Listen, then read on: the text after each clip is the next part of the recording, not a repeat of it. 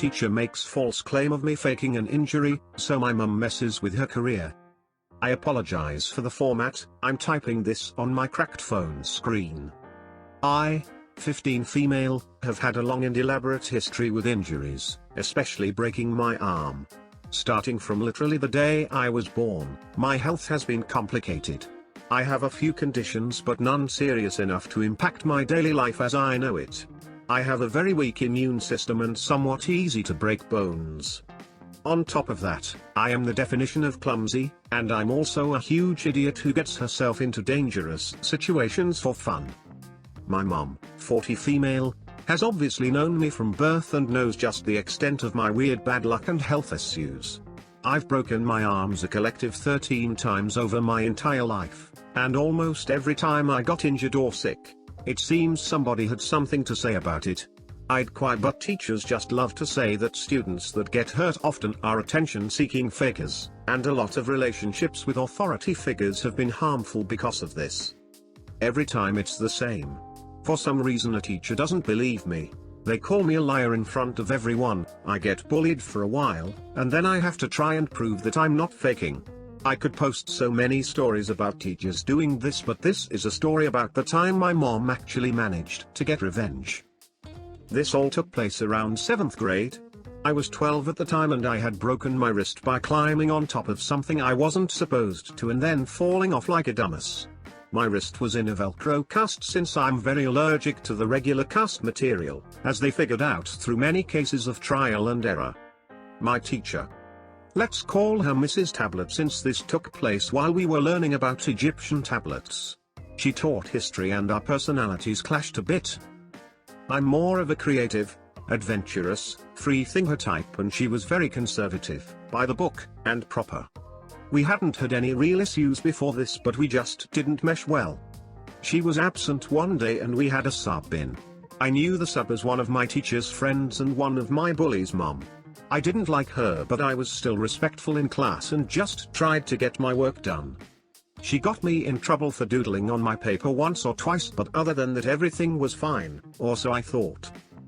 The next day I went into class like usual. We were working on an assignment about Egypt and their tables when Mrs. Tablet called me over to her desk.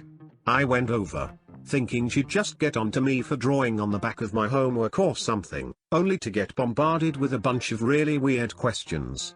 The interaction went something like, "Teacher, so, Fire, do you know why I've called you up here? I know Fire isn't my Reddit name but it's my in real life nickname so I'm using it here." Me, "No mom, I can't say that I do." Teacher, "How long have you had that cast?" Me, "About a week now. Why?" Teacher, "Do you really need that cast?" Me, yes." Teacher, "Well, the substitute told me she saw you take it off." Me, "It's a cast, I can't take it off, it would hurt." Teacher, "So if I asked the class they'd say you need that cast?" Me, "Yes." Teacher, "And if I called your parents right now they'd say the same thing?"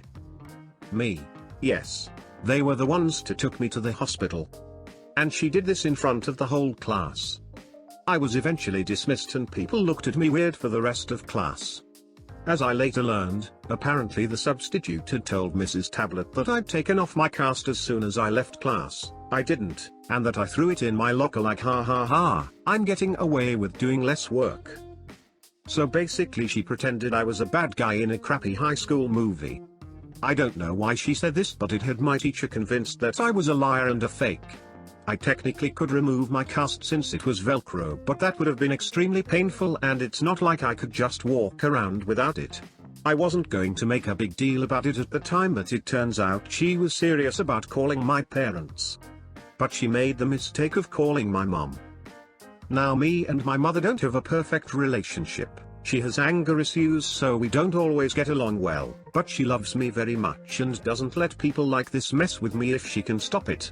According to my mom, Mrs. Tablet called her all cocky and said things like, "Apparently your daughter is wearing a cast. Did you know that?" And well, we all know how dramatic teenage girls can be. Especially unique kids like her. She apparently even threatened to have me suspended before my mum stopped her and tore her to shreds for talking about her child like that. I don't think I'm allowed to repeat what was said, but by the end, Mrs. Tablet had to retreat with her tail tucked between her legs. She started being even more cold to me after that day and started giving me unfair detentions for not sitting still and doodling on the side of my worksheets. Even then, outside of school we went to the same art studios sometimes. Weird that someone who hates art so much likes to paint, and poisoned the art director against me and got me put into a lower class. When my mum found out about this, she started the real revenge. My mom has never been a PTA mom. She honestly can't stand most of the PTA members, and their kids are chosen as favorites at my school and use this power to bully others, including me and my friends. My mum is however friends with a very lovely woman on the county's school board, which has more power than the PTA. She told her friend everything that had happened and supplied all the doctor's notes needed to prove I needed my cast.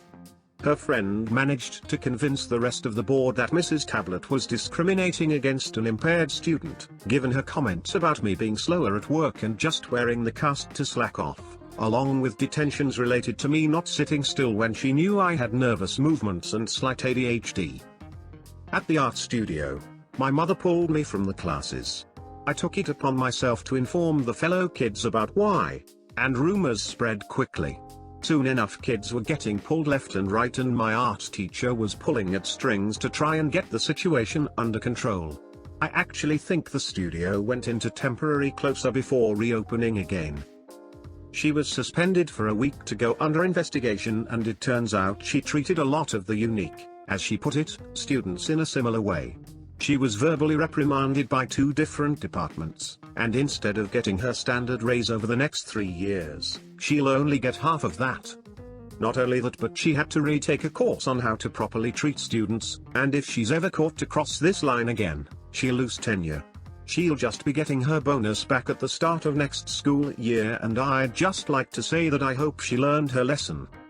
TLDR, teacher claims I'm faking my broken wrist, calls my mom. My mom calls her friend at the county school board and gets her suspended for discrimination, and gets unfair art program temporarily closed. Edit, I had misremembered the punishment given to that teacher. Upon asking my mum to retell the story, I fixed it to make it accurate. Thank you to the Redditor that pointed out the mistake.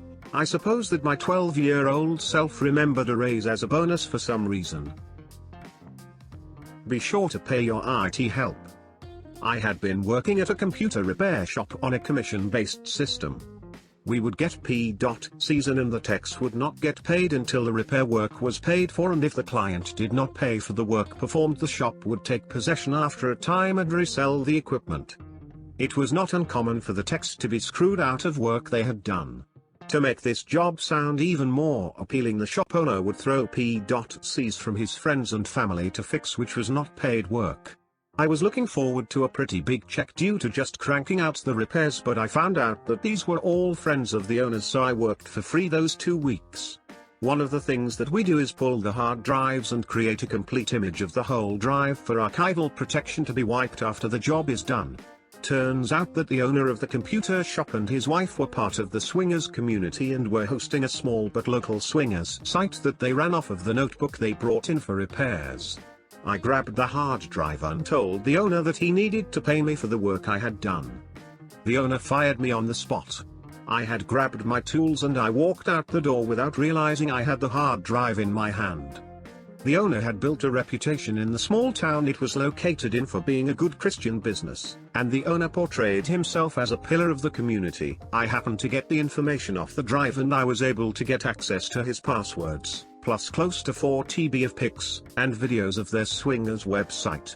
Waiting on my 3 weeks for the last check, I decided that I would go scorched earth instead of looking for a payout. Step 1. His business. I had some time to look over the labor laws and found out he violated quite a few of them with me. We were treated as contractors, but he took out taxes and SSI which he never paid into the system.